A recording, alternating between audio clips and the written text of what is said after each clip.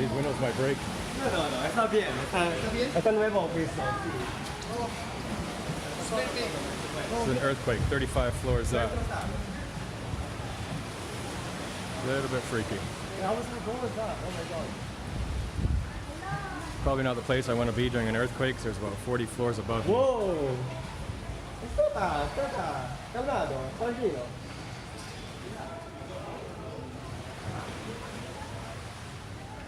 And there's probably no escaping. Holy shit, look at that's a Trump Tower, and this is our tower.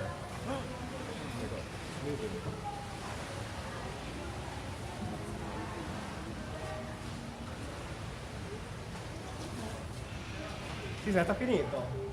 Ma termina. Yeah, I'm in one of the tallest buildings in the Philippines, 72 floors high, or 71 floors high. So it was a little bit scary being right in the middle of it.